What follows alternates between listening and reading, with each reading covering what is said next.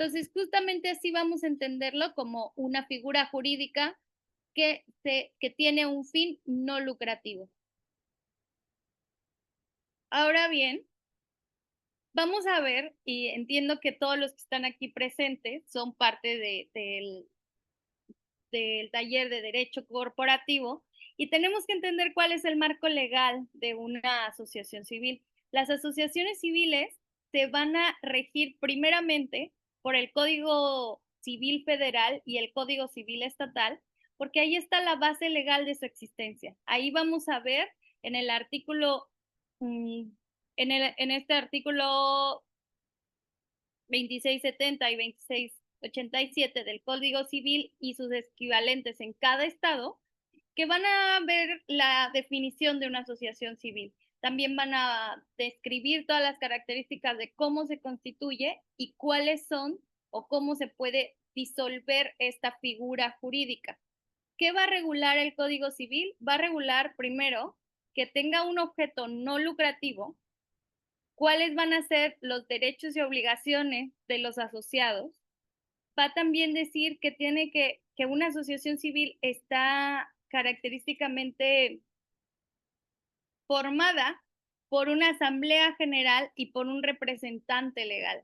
Al ser una figura jurídica, tiene que haber alguien que si bien como son dos o más asociados, va a haber alguien que va a tener un poder legal sobre las decisiones de esa asociación civil, va a haber unos estatutos y todo eso lo podemos respaldar y alguna inconformidad respecto a esta temática se va a resolver con el Código Civil Federal. Entonces ahí vamos a observar que la primera parte de la base legal, la constitución de una asociación civil, la va a respaldar esta ley y después va a haber algo muy importante que es la ley de impuestos sobre la renta.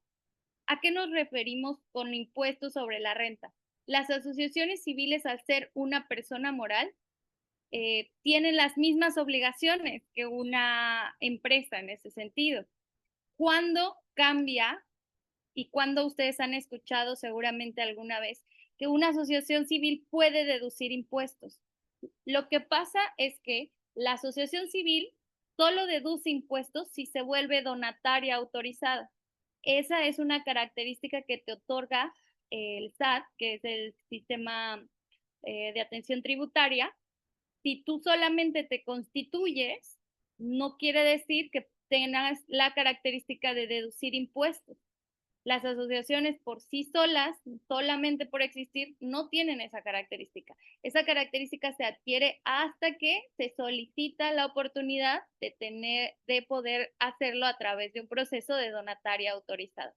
Entonces, dentro de la ley de impuestos sobre la renta que define el régimen fiscal, vamos a ver que lo que va a regular esta ley va a ser la excepción del ISR para las actividades directamente relacionadas con su objeto social. ¿A qué se refiere esto? Si tú te constituyes como una C y tu objeto social es educativo, tú no vas a pagar ISR, pero sí vas a pagar IVA. Solo no pagarías IVA si te vuelves donataria, bueno, sí vas a pagar IVA porque eres una persona moral, pero vas a poder deducir impuestos y deducir el IVA a otras empresas hasta que te vuelvas esta figura de donataria autorizada. Entonces, lo único que sí el régimen fiscal le otorga a las organizaciones de la sociedad civil, a las asociaciones civiles, es justamente la exención del ISR. También vamos a ver aquí que la ley de impuestos sobre la renta me va a determinar los requisitos para obtener esta autorización de donataria autorizada. Las obligaciones fiscales que tengo que tener.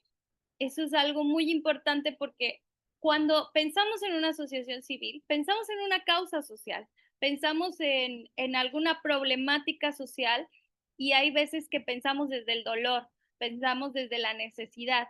Entonces, quienes crean una asociación civil en muchas ocasiones desconocen los marcos legales que son supremamente importantes porque van a ser los cimientos del futuro de esta organización. Como yo se los mencionaba, que una asociación civil no persiga un fin lucrativo, no quiere decir que no necesite ese dinero para seguir subsistiendo a lo largo de los años. Y entender un marco legal va a ser la única forma en la que una asociación puede llegar a subsistir todos esos años. Entonces, por último, que esto no es menos importante, pero realmente de unos años para acá se ha vuelto opcional, es que existe dentro del sistema mexicano un patrón, un registro de organizaciones, de asociaciones civiles, y este registro está regulado por la Ley Federal de Fomento a las Actividades Realizadas por las Organizaciones de la Sociedad Civil. Esto es esta ley lo que regula es si una asociación civil quiere relacionarse con el Estado y el Estado le va a dar dinero a esta asociación civil o van a crear o hay un proyecto estatal que gestiona la conservación de cierto territorio y es una asociación civil con un fin ambiental, tiene que tener una relación con este gobierno. ¿Qué le va a pedir? Tener una CLUNI. La CLUNI es también como un sello, como una certificación, digámoslo así, que la puede solicitar a través de la Ley de Fomento de Actividades Realizadas para las Organizaciones Civiles. Entonces aquí va a haber una serie de derechos y obligaciones para las asociaciones, va a existir transparencia y rendición de cuentas, porque cuando tú obtienes tu CLUNI, que es básicamente como un número, como un RFC, es muy similar como la nomenclatura, y lo que parece cuando tú tienes tu CLUNI es que cada año tienes que reportar qué actividades has realizado en todo ese año, ¿no?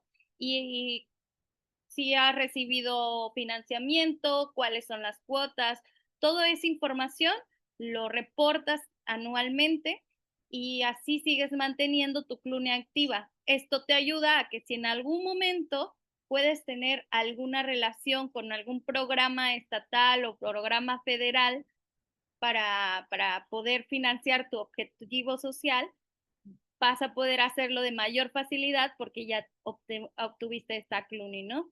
Entonces, hasta aquí vamos a ver que estas son dentro del marco legal, estas son las 3 reglamentos, leyes que van a funcionar y que van a hacer funcionar y vivir a una asociación civil.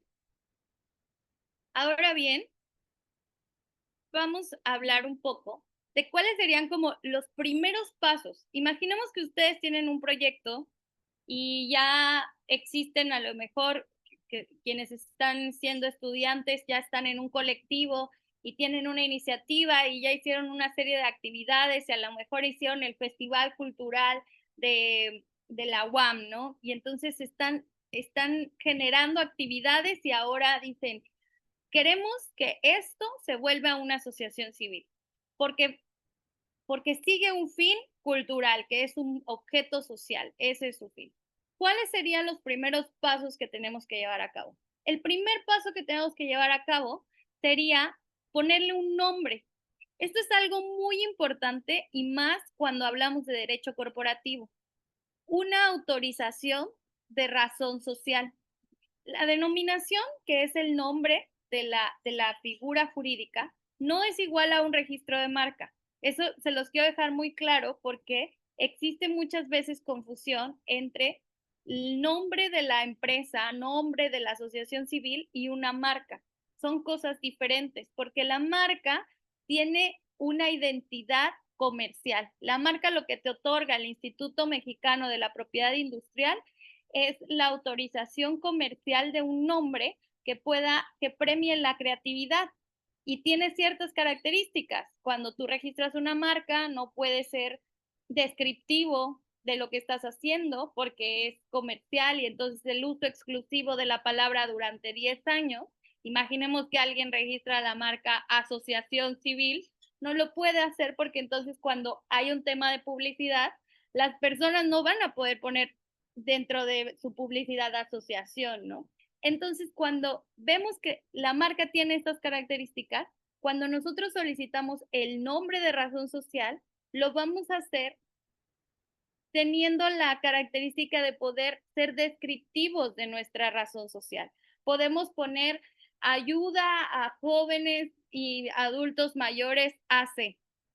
Entonces, eso es muy importante porque todo eso, ese nombre que le van a colocar, le van a pedir primero autorización ante la Secretaría de Economía.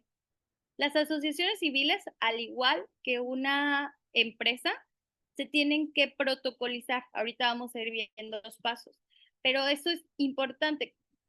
Este paso lo pueden hacer un notario o una notaría, ya puede incluir que te den la autorización de la Secretaría de Economía o ustedes mismos lo pueden hacer. Si entran a la página de la Secretaría de Economía, pueden solicitarlo porque es un trámite gratuito y es en línea y entonces pueden poner varios nombres y solicitan y alrededor de 5 días hábiles te dan un oficio para saber qué nombre está autorizado y que no ha sido ocupado a nivel nacional y que tú puedes ocupar para ponerle el nombre a tu asociación, ¿no? Esto lo hacen para que no existan dos figuras jurídicas con el mismo nombre, ni exista esta confusión. Entonces, el primer paso es definir el nombre, sacarlo ante Secretaría de Economía y después, algo no menos importante, sino es el corazón de cualquier organización civil, es su objeto social. El objeto social es por qué se creó, es para qué se creó, las actividades para las que se crearon. Si son actividades culturales, si son actividades educativas, si son actividades de asistencia, si son actividades de investigación. Entonces, ustedes tienen que tener muy claro el porqué de una asociación civil. Si no tienen claro su porqué, si solamente piensan que es porque están unidos y tienen mucha voluntad de ayudar, esa voluntad de ayudar tiene que estar focalizada a algo, ya sea animales, medio ambiente, personas en situación de vulnerabilidad. Entonces, cuando piensen en la definición de objeto social, piensen, ¿hacia dónde está mi mirada? ¿Qué es lo que, a quién realmente le está llegando esta facilitación, esta ayuda que estoy haciendo, ¿no? Entonces, cuando ya tenemos el nombre, tenemos nuestro porqué, que es nuestra razón social, vamos a definir una duración de la asociación civil. Originalmente, y casi siempre, en el acta constitutiva va a ser indefinida, va a poder ser por los siglos de los siglos, amén, básicamente. Pero algo importante es que cuando nosotros, recuerden que nosotros cuando nos constituimos como asociación civil, no podemos deducir impuestos a las empresas. ¿Cuándo podemos deducir impuestos? Hasta que somos donatarios. Entonces, una de las características para poder ser donataria es que van a revisar el SAT tu acta constitutiva. ¿Y dónde va a poner principal atención? En el objeto social y en la duración de la asociación civil. ¿Por qué en la duración? Porque quiere evitar fraudes en el sentido de a lo mejor 2 personas, 3 personas solamente se quieren juntar 10 años y después de esos 10 años desaparece la asociación civil y todos los recursos que tuvieron, a ver, los recursos se acumulan para el funcionamiento de la asociación civil, pero no para repartir entre los socios. Entonces, una asociación civil sí puede tener acumulación de recursos, sí tiene una cuenta bancaria, sí puede tener, de hecho, paga sueldos, paga personal. Lo que sucede es que ese recurso, cuando se termina la asociación civil, lo que te pide la ley es que lo dones a otra asociación civil del mismo objeto social que el que tú eres.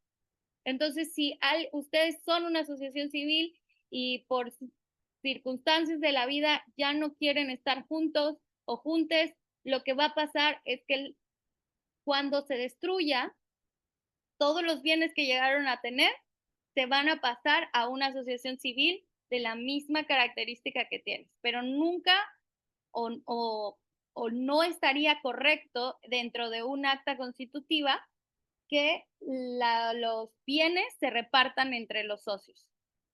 Eso es una de las características que va a revisar el SAT para poder ser donatario autorizado. Vamos a tener un domicilio, el domicilio puede ser el que ustedes elijan, Les va a pedir también que los participantes tengan nacionalidad, pero esto pensando en una cláusula del acta constitutiva, en la parte de nacionalidad, es importante mencionar que si ustedes se asocian con algún extranjero, deben incluir esta cláusula calvo. Que la cláusula calvo es básicamente si que el extranjero, la persona que se asocie con ustedes de nacionalidad, de otra nacionalidad que no sea la mexicana, estipule que bajo esta figura jurídica se va a priorizar la ley mexicana y se le va a juzgar ante la ley mexicana, pese a que es extranjero, porque en este momento está utilizando, bueno, no utilizando, está siendo parte de una figura jurídica mexicana. Entonces, la cláusula calvo es importante colocarla y revisarla dentro de las actas constitutivas si es que en algún punto alguno de los socios va a ser de otra nacionalidad. Otra parte importante es la cláusula de patrimonio. La cláusula de patrimonio está muy ligada a lo que acabamos de platicar sobre la duración, porque esta cláusula en general se llama cláusula de patrimonio y liquidación. Y otra vez les platico, si es donataria, debe incluir esta cláusula de patrimonio y liquidación en la que especifica el SAT tiene unas palabras específicas que necesitan poner y colocar en el acta constitutiva para que puedan ser donataria autorizada y para que les pueda como dar check a que ustedes cumplen con esta cláusula de patrimonio y liquidación. El acta constitutiva tiene que tener derechos y obligaciones de los asociados. Esto quiere decir que todos van a tener que saber qué van a hacer, cómo lo van a hacer, quién es el director de la asociación civil, quiénes son las directoras, la vicepresidenta, la tesorera o el tesorero. Entonces, estas áreas administrativas, cómo se va a manejar, viene dentro de los estatutos. Y algo también muy importante es que exista una asamblea.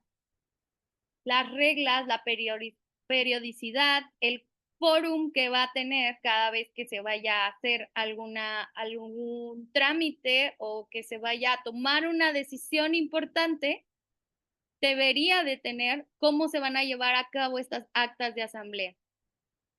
Una cláusula de disolución, las causas que exigirían que la asociación dejara de existir, y todos estos pasos que les estoy contando es todo lo que en general va a venir en el acta constitutiva. Entonces, vamos a ver ahora cómo será el proceso de constituir una asociación civil. Para que nazca y para que dé vida jurídica, el proceso de formalización es que, primero, lo habíamos platicado, la autorización de denominación. Es muy importante que ustedes deben de solicitar esta autorización ante la Secretaría de Economía, la denominación de razón social. Después, poner los acuerdos o los estatutos, los fundadores que van a estar, quiénes van a ser, cómo van a dirigir la asociación, si en una toma de decisiones va a tener el 50% de toma de decisiones una persona, aunque sean tres. Todas esas cuestiones las Espera, Nelly, que nos sacó acá la plataforma. Ahí. ¿Hola?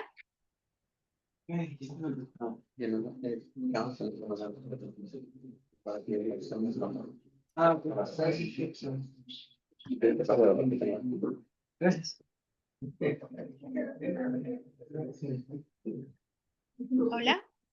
Sí, adelante. Listo.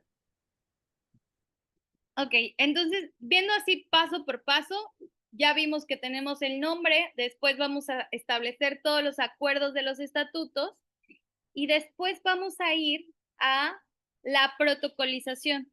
La protocolización es justamente el acto en el que tú vas a dar fe y legalidad de este acuerdo que tienes en papel y lo haces ante un notario público.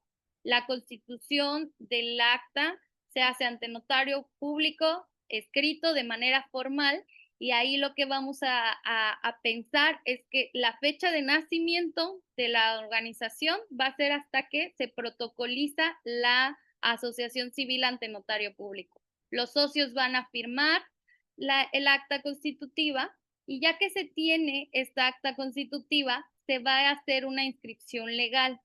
¿Dónde se va a hacer la inscripción legal? Ante el registro público de la propiedad y del comercio, porque se tiene que dar legalidad ahora a todo el sistema para decir, oigan, ya existimos, ya tenemos un acta que nos respalda y en todo caso, si se requiere algún trámite legal o fiscal, por ejemplo, después de que ustedes obtienen su inscripción al registro público, el segundo paso que tienen que hacer es hacer su RFC. Entonces, después de que ya obtengo mi acta constitutiva, mi registro público, voy ante el SAT y le digo, ok, aquí están todos mis papeles, va el representante o la representante legal y sacan su RFC, solicitan su RFC. Recuerden que si la ACE no tiene la autorización de donataria, debe contribuir al régimen general de personas morales como cualquier empresa. Entonces, el SAT lo va a tomar como una persona moral y las personas morales tienen que tener sus declaraciones anuales, tienen que tener, si tienen trabajadores, tienen que emitir el pago de los trabajadores, su IMSS, todo eso. Entonces, ante el SAT, no importa que tu objeto social no sea lucrativo, para ellos es de todos modos tú tienes que darme información y cubrirlo como si fueras una empresa. Eso ha sido una de las principales preocupaciones y también barreras para que las asociaciones civiles puedan subsistir a lo largo del tiempo. Porque imagínense, si las asociaciones civiles no siguen como tal un tema comercial y sobreviven casi de donaciones, todavía esas donaciones tienen que pagar impuestos, tienen que pagar personal. Los costos de sostener una asociación civil pueden llegar a ser muy altos. Entonces, la parte importante que yo quiero transmitirles el día de hoy es que piensen estratégicamente, chicos. Si ustedes piensan y les gusta mucho el sector social y les gusta mucho crear proyectos sociales, no corten esa alma social, sino encáucenla de una manera estratégica. Y para hacer eso, es que ustedes tienen que saber esta parte legal y después de saber esta parte legal, la perfeccionen tanto que terminen siendo una donataria autorizada. Porque cuando te vuelves donataria autorizada, sí tienes oportunidad de poder tener acceso a muchos más recursos de lo que solamente te limitaría a ser una asociación civil. Las donatarias autorizadas pueden vincularse con empresas. Las empresas por lo general buscan causas sociales en las que puedan aportar con dinero y que este dinero tenga un impacto social. Pero la forma en la que también que pueden tener un respaldo una empresa es cuando les dan un comprobante deducible de impuestos. Solamente puedes darle ese comprobante a una empresa si eres donataria autorizada. Entonces, si ustedes quieren hacer una asociación civil, lo primero que piensen es, ok, ¿cuál es mi objeto social? ¿Cómo me tengo que constituir? Si lo quiero hacer y pensar en el paso de ser donataria autorizada como un sí o sí dentro de su proceso. Porque no las asociaciones no están obligadas a ser donataria autorizada, pero vuelvo a lo mismo, es una manera estratégica de poder ustedes o la organización tener recursos más constantes y sobre todo tener vinculación con entes que sí pueden darles el dinero necesario para seguir cumpliendo con su misión social. Entonces, ¿qué vamos a entender por donataria autorizada? Es aquella asociación civil que ya ha recibido que recibe una autorización especial y esta autorización la otorga el Servicio de Administración Tributaria, que es el SAT, para recibir donativos deducibles de impuestos. Si la asociación civil busca ser donataria, tiene que cumplir con los requisitos de la miscelánea fiscal de la ley de ISR. principalmente el artículo 79 y el 82.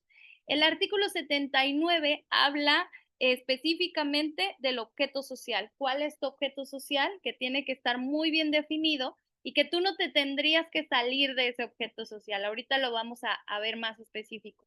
Y el 82 habla de la cláusula de patrimonio y liquidación, de lo que les platicaba en un principio, que dentro del acta constitutiva diga que cuando la asociación civil se disuelva, todo lo acumulado por la asociación civil no puede ser repartido entre los socios. Entonces, el SAT clasifica rubros. Digamos que el SAT dice como, ¿saben qué? Hay muchas asociaciones. Imagínense, en México hay más de 50,000 asociaciones civiles. Que existan tantas asociaciones no quiere decir que tengan donataria autorizada. Pero ¿cómo va a clasificar tantos datos el SAT? Lo que trató de hacer fue un marco legal o un marco fiscal para entender el funcionamiento de las asociaciones. Entonces, las asociaciones pueden tener muchos fines. Es decir, ustedes pueden ser una asociación estudiantil que levanta basura en el río Magdalena y otra asociación que trabaja con temas de género y otra asociación juvenil. Y para el SAT es como de que seas tan específico en que estás levantando y haciendo jornadas de saneamiento no me sirve, porque yo no puedo estar revisando asociación por asociación. Entonces, lo que hizo con este marco es decir, si tú haces algo que tenga un impacto al medio ambiente, te voy a clasificar como una asociación ecológica. Si tú haces algo que tenga un impacto con la cultura, con el deporte, te voy a clasificar como cultural. Entonces, ahorita las clasificaciones que les traigo son las clasificaciones que da este marco fiscal. El objeto social es detallar las actividades que harán dentro de las asociaciones. Pero ustedes ya, de verdad que ahorita les voy a mandar el link, ya no se preocupen tanto en qué va a venir en el estatuto, porque hasta el SAT te marca modelo de estatutos del SAT. Y en los modelos de estatutos te dice, si tú quieres ser una asociación civil cultural, copia y pega todo esto y ponlo ahí, porque eso facilita mucho también su trabajo y por eso es importante que cuando pensemos en crear un negocio, crear algo, lo pensemos desde los cimientos de lo legal y de lo fiscal, porque va a haber una cultura de planeación y de prevención ante cualquier circunstancia que se nos presente. Si ya de por sí emprender un proyecto es difícil, háganse el camino fácil con este tipo de tips, de datos. Vayan y acérquense cuando ustedes estén investigando a las secretarías, porque muchas veces las secretarías de los estados tienen ya la información y necesitan que se les facilite también este proceso. Entonces, entrando un poquito más a la clasificación de las organizaciones civiles, vamos a ver que existen organizaciones civiles asistencialistas. Esto es algo muy importante. La mayoría de asociaciones civiles son asistencialistas. ¿Por qué? Porque están asistiendo, como lo dice su nombre, a una persona o a un grupo de personas en situación de vulnerabilidad. Puede ser de alimentación, puede ser de atención médica. Todas esas organizaciones que trabajan directamente a apoyar o ayudar a un individuo o grupos de individuos que se encuentran en menor desventaja, van a ser asociaciones civiles asistencialistas. Cuando pensamos en asociaciones civiles educativas, vamos a ver que tienen que tener una característica, que tienen que tener REBOE, que REBOE es algún registro de validación educativo que te da la SEP. Entonces, para poder ustedes ser una asociación educativa, tendrían que tener un REBOE. Si no tienen el REBOE y dan talleres, aunque son talleres educativos, no es un taller con validez oficial, entonces se vuelven asistencialistas. Entonces, es importante pensar que cuando tengamos educativo es un paso extra para las organizaciones que son educativas es que van a buscar la certificación de un REBOE. Después vamos a ver organizaciones que tengan que ver con desarrollo social. El desarrollo social quiere decir el fomento de la participación de la población para problemas comunitarios.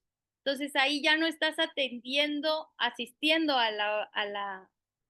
a una persona, sino estás asistiendo a una comunidad y los estás capacitando o les estás fomentando esa participación para que ellos se vuelvan de alguna manera los solucionadores de los propios conflictos que pueden llegar a tener, ¿no?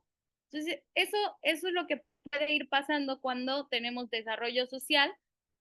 Después vamos a ver las organizaciones culturales, perdón, que tienen que ver con promover la música, las artes plásticas, el teatro, la danza, todo eso va a ir en la cultura.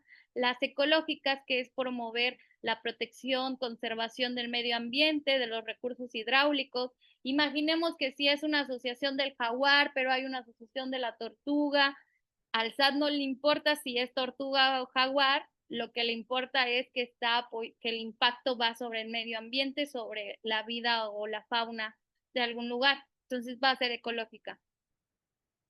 Para pensar en una asociación científica y tecnológica es la realización de financiamiento o proyectos de investigación científica, principalmente en áreas como de biotecnología. Entonces, el desarrollo científico en estas cuestiones de investigación para nuevos productos, para vacunas, nuevos medicamentos que beneficien a cierta enfermedad, todo eso va a ir en una asociación de ciencia y tecnología.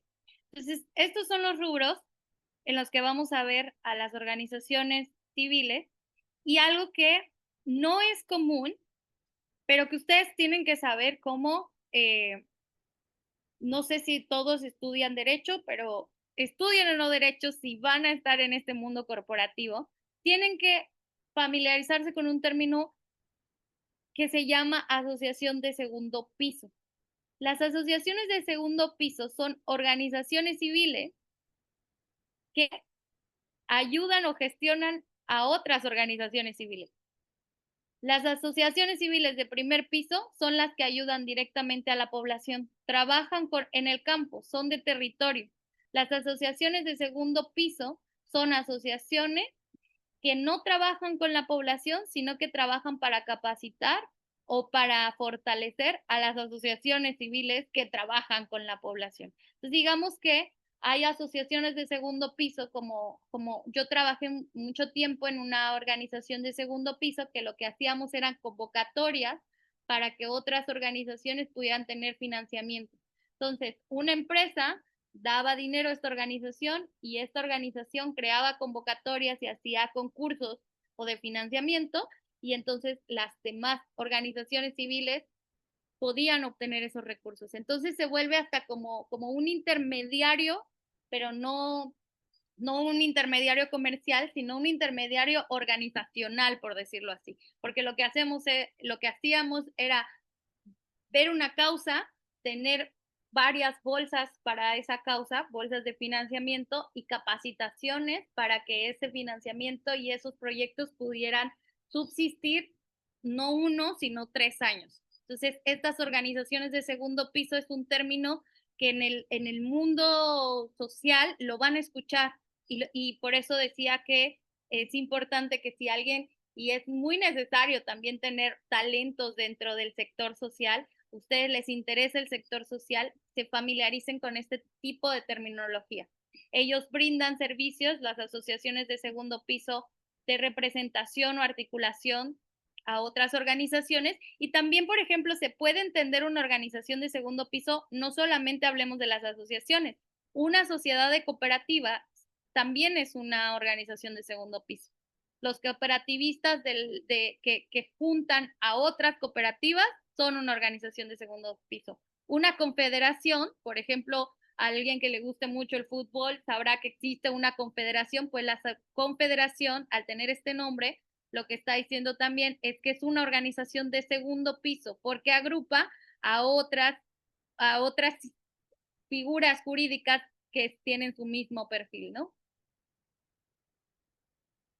Y bueno, ya avanzando un poquito más, ya para ir cerrando, ¿cuáles serían los requisitos si ustedes quieren ser una donataria autorizada? Ya vimos cuáles son los requisitos para ser una asociación civil y ahora cómo podemos obtener esta certificación o este reconocimiento y también acreditación que te da el SAT. Pues uno es entender que esto implican derechos y obligaciones. También ser una donataria autorizada va a implicar muchas obligaciones porque voy a ponerlo muy simple, la empresa tiene 100,000 pesos. Esos 100,000 pesos ya no van a tener que darle toda la información de cómo se lo gastaron al SAT la empresa, si te lo da a ti donataria autorizada. Porque a ti esa empresa que tenía 100,000 pesos, te lo dan y tú les dices, ah, ok, aquí está tu recibo deducible de impuestos, entonces tú tienes esos 100,000 pesos, ya no los tienes que, no es que no los vas a registrar ante el SAT, sino tú le dices al SAT, ¿sabes qué, SAT? 100,000 pesos se los di a Corazón AC. Y entonces, esos 100,000, ¿cómo se los gastaron? Tú dile a Corazón AC que te diga a ti, SAT, cómo se gastó los 100,000 pesos. Y entonces el SAT va contigo como donataria autorizada y revisa también todo todas las cuestiones fiscales que tú tuviste a lo largo de ese proyecto. Entonces, ¿cómo se gastaron esos 100,000 pesos? No, pues pagué talleristas y pagamos esto y compramos maquinaria, e hicimos esto. Entonces, básicamente, la responsabilidad que recae en una donataria es tener unas finanzas muy claras y transparentes. Entonces, las organizaciones donatarias autorizadas tienen que estar acompañados de un muy buen contador, porque justamente el SAT es ahora, ok, tú recibiste todo este dinero de las empresas, ¿cómo lo estás ejecutando o a dónde fue? Entonces, sí pensar que requiere de mucho, también de muchas responsabilidades, pero también es una oportunidad para seguir subsistiendo, como lo mencionamos. Este es el documento que yo les mencionaba, que pueden igual googlearlo en internet, si no, con mucho gusto se lo comparto a la maestra Sara para que ustedes lo puedan ver. El modelo de estatutos sociales. Este modelo de estatutos sociales es un PDF que te otorga el SAT y que te dice específicamente qué tiene que venir hasta con colores en tu acta constitutiva. O sea, esto lo vas a poner si eres una asociación ambiental, esto no lo vas a poner, esto sí, cómo tiene que estar redactado, hasta las palabras para redactar. Es importante para el SAT para poderte, y es un factor para que te puedan otorgar la donataria autorizada.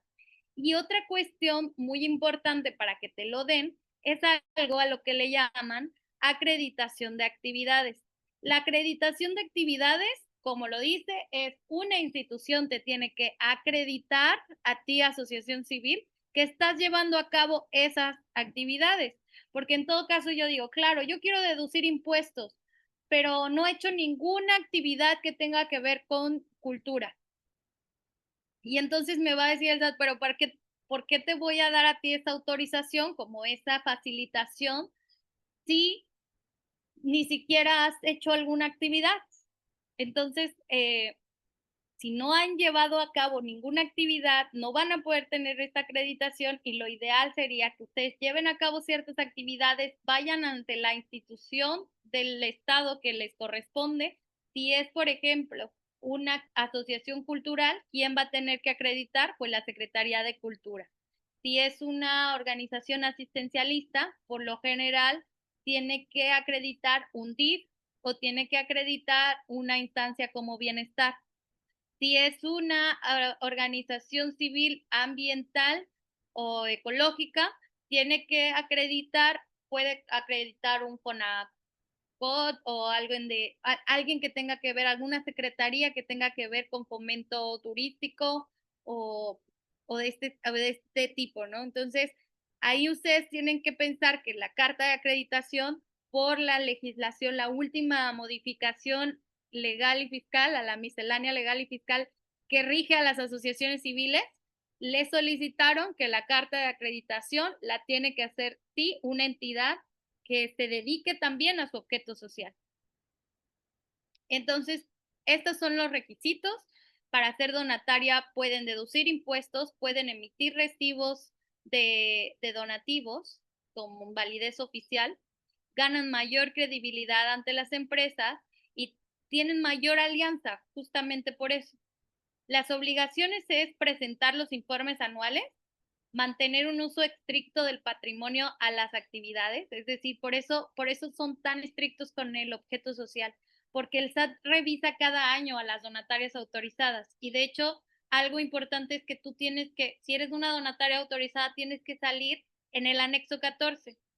Si alguien les dice, quiero saber si esta organización puede deducir impuestos, ustedes lo tienen que buscar en el anexo 14. El anexo 14 es un documento que es muy grueso, un PDF de muchas hojas, pero literal lo meten el nombre de las asociaciones y vienen todas las asociaciones que en este año 2025 el SAT autorizó como donatarias autorizadas.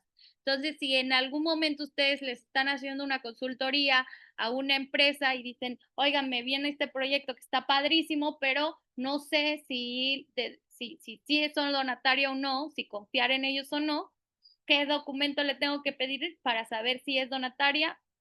El anexo 14 es uno de los primeros, porque el anexo 14 lo emite el SAT y está diciendo el SAT que esta organización sí es donataria autorizada.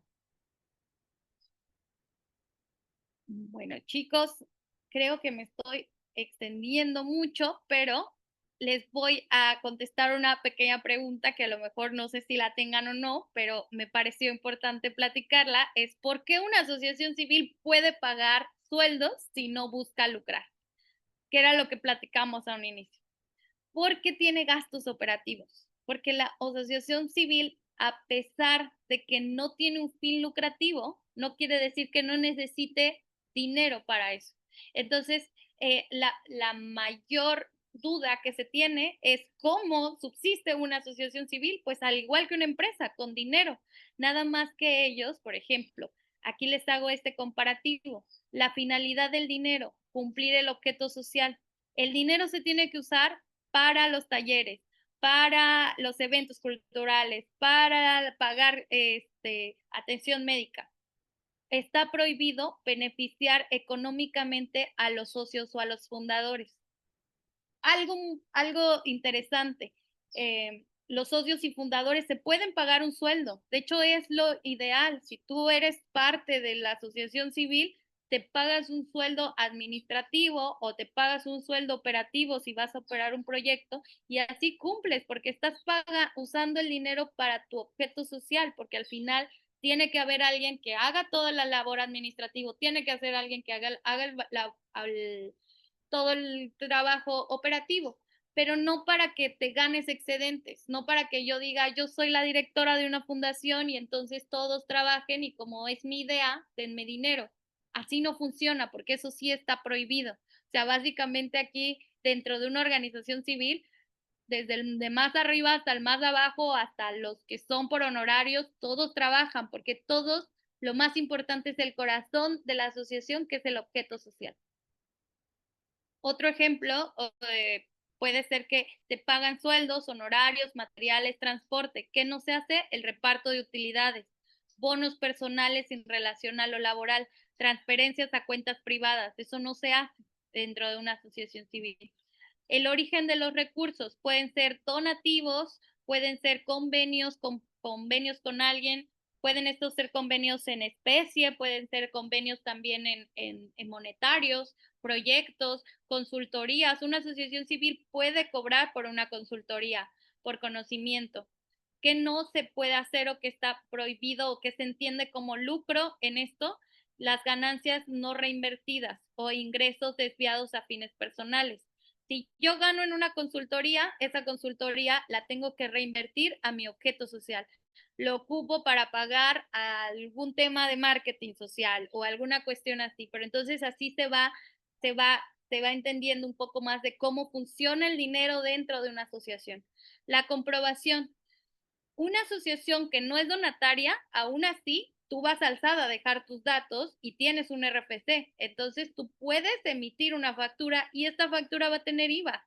Lo que no va a tener es ISR, porque sí te exenta el ISR, pero el IVA lo pagas.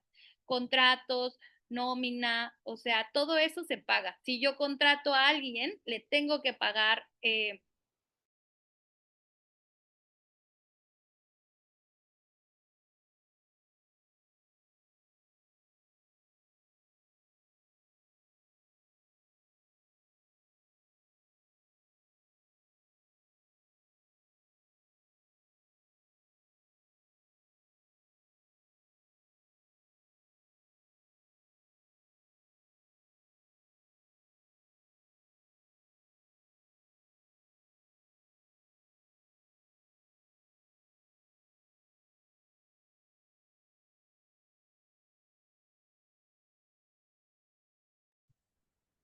Vamos a esperar que se conecte Nelly nuevamente.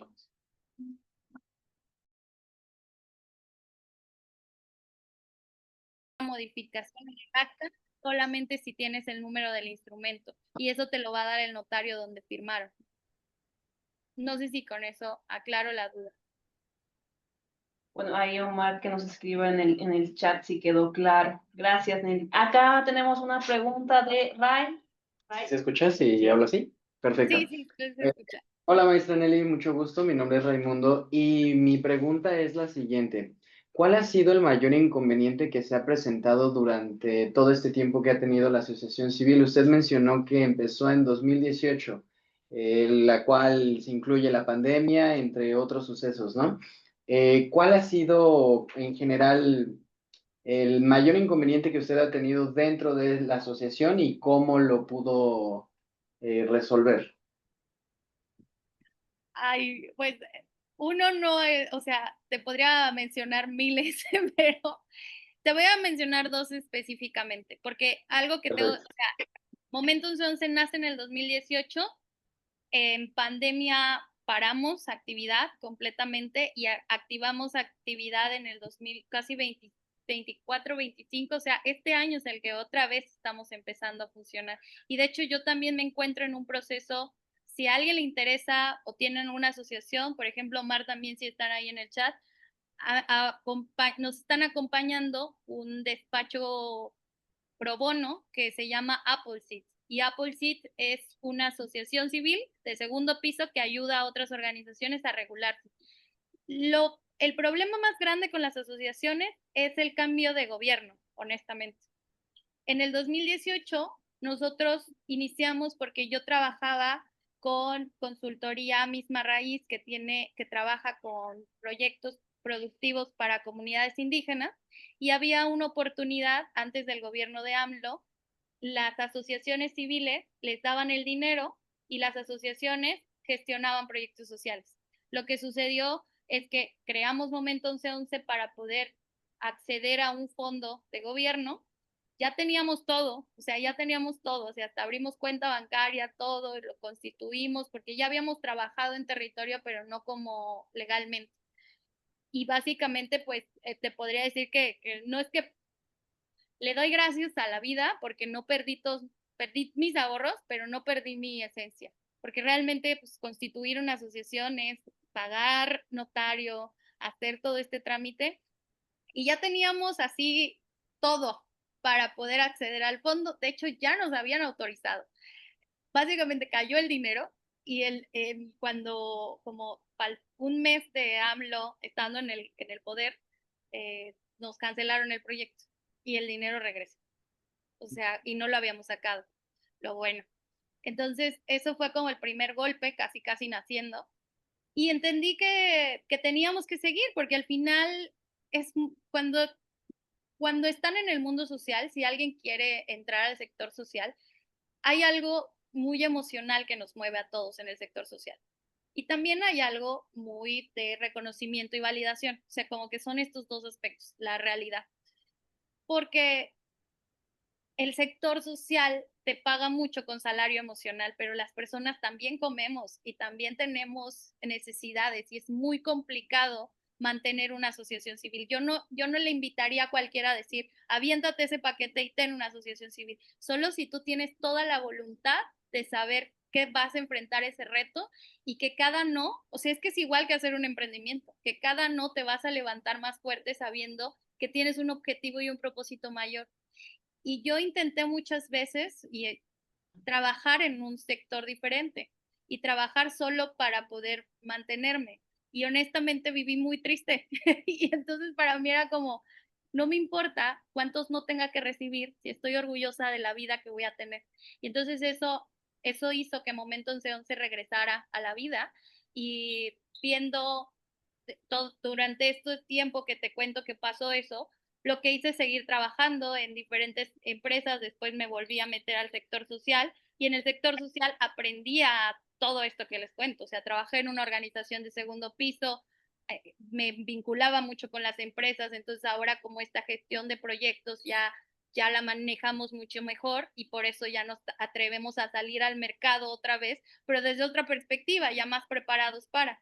Y yo creo que el segundo golpe que te diría es que cuando entró Trump al gobierno de Estados Unidos, habíamos ganado una convocatoria que se llamaba Trainers the Trainers, que era para capacitar a organizaciones civiles que tuvieran que ver con emprendimiento social en Latinoamérica. Y eran unas capacitaciones y terminaban en financiamiento durante un año. Y existía este financiamiento, lo hacía una agencia que se llama USAID. Y USAID era como una agencia de Estados Unidos que tenía muchos fondos en México. Y el problema fue que de hecho, si lo googlean, muchas organizaciones se cayeron después de que quitaron USAID porque financiaba proyectos de Latinoamérica de todo tipo. Entonces, cuando Trump quita USAID, las organizaciones vivimos un tiempo muy difícil. Y entonces el problema es que también tú tienes que estar muy atento a la legislación, porque cambian las legislaciones y cuando si cambian algo de ley fiscal, tú tienes que hacer un cambio en tu acta constitutiva. Entonces tienes que pagar el notario para hacer este cambio y después notificar al SAT para poder funcionar. Si yo lo que les digo es, tengan un plan, o sea, de verdad, porque no va a ser fácil, pero nada es fácil. O sea, aún así tú quisieras ser solo una empresa, también te vas a encontrar a esas dificultades. Yo te la platico desde el sector social y desde lo que conozco porque son las dificultades que elegí, pero en realidad los que estén ahí, la dificultad que quieran, al menos que sea la dificultad que ustedes eligieron, porque pasar una dificultad por pasarla no se siente de la misma forma. No sé si contesté tu pregunta. Sí, muchísimas gracias. ¿Alguien más? Al fondo. A ver, compañero. ¿Qué sucede con el patrimonio de una asociación civil si es que se disuelve? Ok, actualmente, la última legislación del 2021, la miscelánea legal y fiscal del 2021, lo que estipuló es que las asociaciones sí o sí tienen que tener una cláusula de patrimonio y liquidación. Y en esa cláusula tienen que determinar a qué asociación se le va a otorgar, o sea que no a qué, porque no especifica el nombre, pero a qué tipo de organización se tendría que ir todos los bienes que tienen. Entonces, si una asociación deja de funcionar, todos los recursos que usó, todo lo que tiene en la cuenta de banco, se tiene que transferir a una asociación del mismo fin, pero no se lo pueden repartir entre los trabajadores ni entre los socios. O sea, porque lo que se busca es que si desde un principio se creó para un fin social, no sería un fin social, sino sería un fin lucrativo si se reparte entre los socios.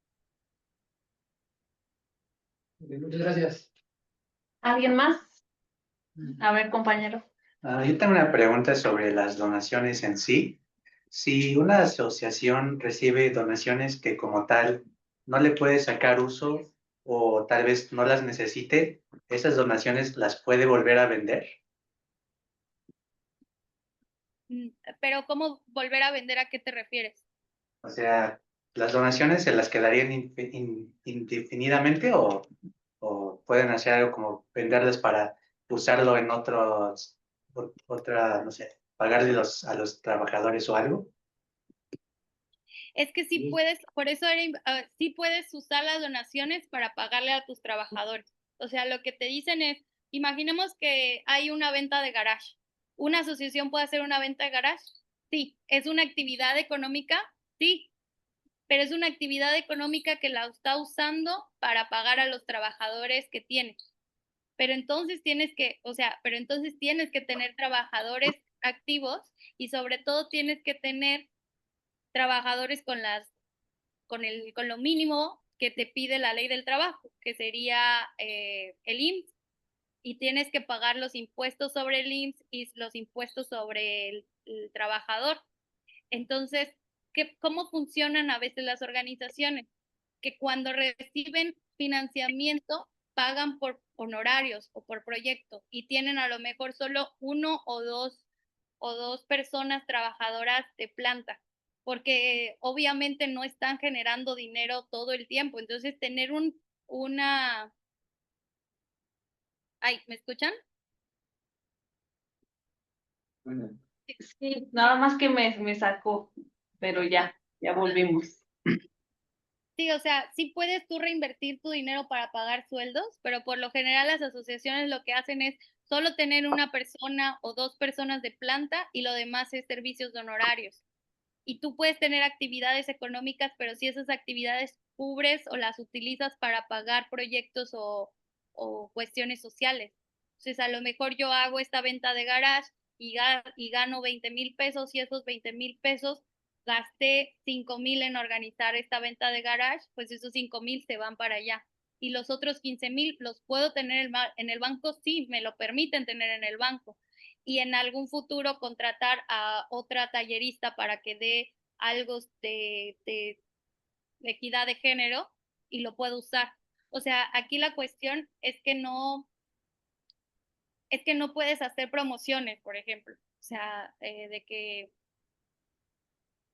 tú te vayas a, bueno, sí puedes subir sueldos, pero no puedes, no sé cómo explicarlo específicamente. Es que funciona igual que una empresa, nada más que no puedes, ya recordé, no puedes repartir utilidades. O sea, si hay excedente, en las empresas te reparten utilidades. Aquí no hay repartición de utilidades, porque todo se tiene que ir a la causa social.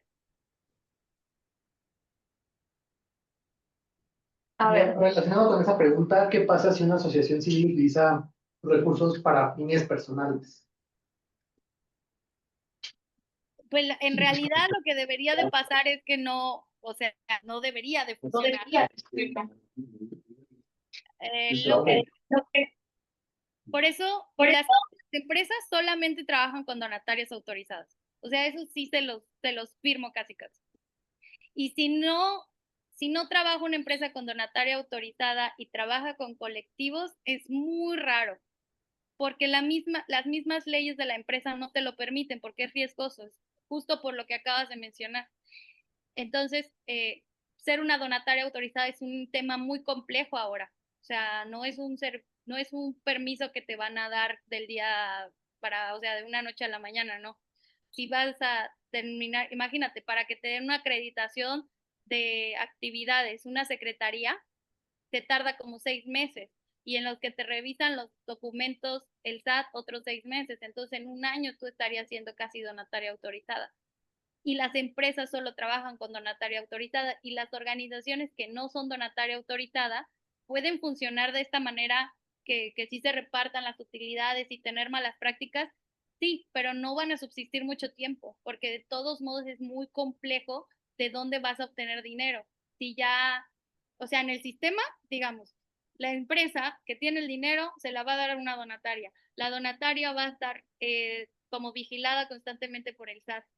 Entonces, la única manera en poder subsistir como organización civil que, que yo en lo personal veo y por mi camino en el sector es ser una donataria. Si tú no eres una donataria y estás haciendo estas organizaciones, es casi que en unos 5 o 7 años vas a morir por más proyectos increíbles que tengas, porque no hay mucho financiamiento.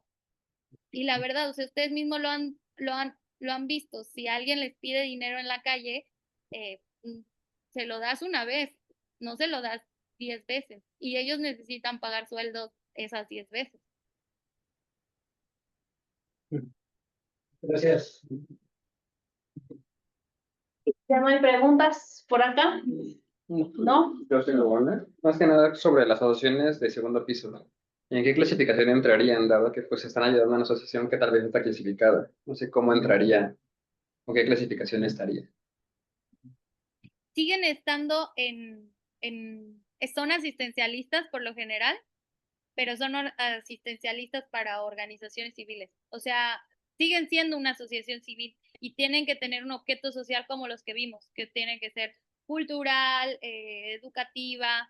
La que yo, por ejemplo, la que yo les contaba que trabajé, ellos eran asistencialistas, pero tenían, que es interesante, creo que es muy importante. Tú puedes tener un objeto social con actividades de otro objeto social. O sea, yo puedo decir, yo soy asistencialista, por ejemplo, Momento 1111 es asistencialista y tiene actividades de fomento de desarrollo social. Y lo que me explicaba el abogado era, sí se puede, porque lo que vamos a hacer es que tu objeto social, el SAT no te pide solo ser uno, el SAT lo que te pide es de uno la mayoría, como el 50-70%, y puedes ser el 30% de otro, pero me tienes que acreditar sí o sí las dos. Entonces, una asistencialista tiene que ir a acreditar ante el DIF y la de fomento o desarrollo social tengo que acreditarla ante alguna secretaría de bienestar y mi acreditación tendría que ser doble, pero acreditar doble es complicado. Entonces ellos me decían, por el momento, acredita una y después la otra. Y las asociaciones de segundo piso surgen así, o sea, ellos pueden ser una organización, por ejemplo, ambiental, que genere convocatorias ambientales para otras organizaciones. El objeto social es el mismo ambientalista, nada más que en su descripción va a decir que todas las actividades que está llevando a cabo no son para un individuo, sino son para otras asociaciones. Mientras lo especifiquen en los estatutos, la figura jurídica es la misma. O sea, en realidad es solo un término para que ustedes entiendan su funcionamiento y lo vienen dentro de los estatutos, no dice así como organización de segundo piso, pero cuando vean convocatoria, van a ver que muchas convocatorias dicen no se permiten organizaciones de segundo piso. Entonces, si tú tienes una organización civil y quieres entrar a una convocatoria y la convocatoria lees ese término, ya sabes que tal vez si tu organización ayuda a otras organizaciones, no vas a poder acceder a ese financiamiento. Por eso se los explicaba también. No sé si aclaré tu duda. Sí, gracias. ¿Listo? ¿Ya no hay más? Bueno, yo nada más una, pero es más enfocada a tu AC. ¿Cuál han sido las estrategias que has implementado, sobre todo para sostenerla en este marco que nos comentas que es muy complicado sostener a una AC? Pues la verdad, una de las principales, y creo que es un tip que me llegó hace poco, no trates de convencer a la gente. O sea, mi estrategia es que quien trabaje conmigo y que quiera trabajar en Momento 1111 llegue por un llamado. Y suena muy idealista si quieren, pero es que si tú el proceso ya es desgastante. Entonces, hazte el proceso lo más sencillo posible. Y nosotros trabajamos mucho con estrategia y alianzas. O sea, la manera en la que nos hemos sostenido es haciendo alianzas con otras organizaciones civiles, con otras, como hay veces que trabajamos mucho pro bono, pero lo que trabajamos pro bono va a ser porque va a tener a lo mejor un mayor alcance de visualización. Siempre trabajamos con un propósito y que esa alianza que tenga un propósito y que esa alianza se construya con base a esto que les digo de no estar como convenciendo de más. Porque cuando tú convences de más, te vas a desgastar muchísimo en que la otra persona valide tu idea, valide que tú eres bueno, valide que el proyecto es bueno. Y en este momento que el equipo es tan pequeño, estar desgastándonos para validación de muchas personas es muy complicado. Entonces es mejor, o sea, literal como el que mucho abarca, poco aprieta, mejor poquito, pero seguro. Y lo que yo les diría es, hagan estrategias, porque la planeación estratégica es lo que realmente hace que una empresa o que una asociación o que un proyecto funcione o no funcione. Y hay veces que el mayor error es cambiar tu proyecto por dinero, y en el sentido de, no por dinero, sino en función del dinero. Hay asociaciones que dicen, esta convocatoria es de género y yo tengo que ser solo ambiental, y cambian todo el proyecto para que solo sea de género para recibir el dinero, y después cambian todo el proyecto para una convocatoria que tenga que ver con justicia social. Hacer tanto esos cambios, lo único que provoca es que pierdas tu identidad y que ya no sepas quién eres, y la gente no va a saber quién eres.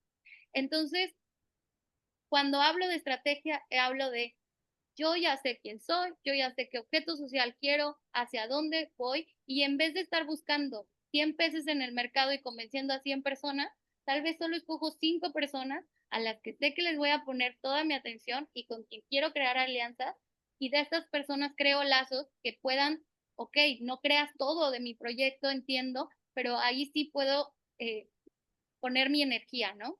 Entonces, de eso se va un poco la planeación estratégica. Yo se lo recomendaría que en cualquier proyecto lo traten de hacer. Si no tienen un propósito claro, y el propósito no es que tengan que ser, alguien me decía, el propósito es una meta, pero es una meta pensada más como a un sentimiento de cómo te quieres sentir. O sea, cuando ustedes van a la playa, quieren ir a la playa no solamente porque quieren ver la playa, quieren sentirse como en ese estado de playa. Entonces, hay veces que a lo mejor no sé a qué playa quiero ir, pero quiero saber, quiero estar en ese estado de playa. Entonces, si ustedes no tienen el propósito no tiene que ser súper claro de quiero ir a la playa de ese Guatanejo que está. No, no, no. Simplemente es quiero ir a la playa, y ya de ahí, pues ya sé que no me voy a perder en el camino de yendo a la ciudad, de yendo al bosque, porque yo quiero ir a la playa. Y el problema es que cuando tú no sabes eso, vas a seguir un montón de caminos, te vas a desgastar demasiado y no vas a avanzar, porque al final te vas a encontrar perdido a mitad de camino diciendo hacia dónde quería ir, solo sé que quería ir a algún lado. Entonces, es un poco así como lo hacemos, tratando de desgastarnos lo menos posible, sabiendo que el proceso va a ser desgastante. Bueno, pues todo un reto, ¿no? Yo tengo una pregunta. A ver. Sí, yo tengo una pregunta. ¿Cómo pueden los donantes hacer seguimiento del impacto de sus donativos? Es decir, ¿cómo se dan cuenta de que sí son utilizados correctamente y que no están haciendo mal uso de ese donativo? Sí, creo que esa es una gran pregunta, casi no lo coloqué, pero la rendición de cuentas es fundamental en esto. Sí o sí, colocar información dentro de la página web, o sea, eso es algo que estamos trabajando en nuestro informe de impacto. Las organizaciones civiles por lo general tienen informes de impacto, y cuando tú trabajas con una empresa, tú les das un informe de impacto o un informe de resultados, porque por lo general cuando trabajas con empresas, te vinculas desde sus aspectos ESG. Entonces ellos te escogen a ti porque quieren cubrir su tema de responsabilidad social corporativa. Entonces, si, por ejemplo, Bancomer es una empresa que sí o sí va a trabajar con educación, no va a trabajar con otra organización que no sea educativa. Kellogg va a trabajar con alimentos. Entonces, cuando tienes esta vinculación con algún donante, por lo general tú le otorgas una rendición de cuentas trimestral, y aparte tienes que tener una rendición de cuentas lo más eficiente posible para el exterior, que ahí sería el informe anual, y con el cliente o con el donante vas a tener un informe de resultados, pero ahí se basa en la responsabilidad social corporativa del donante, lo que quieras. Ok, muchas gracias.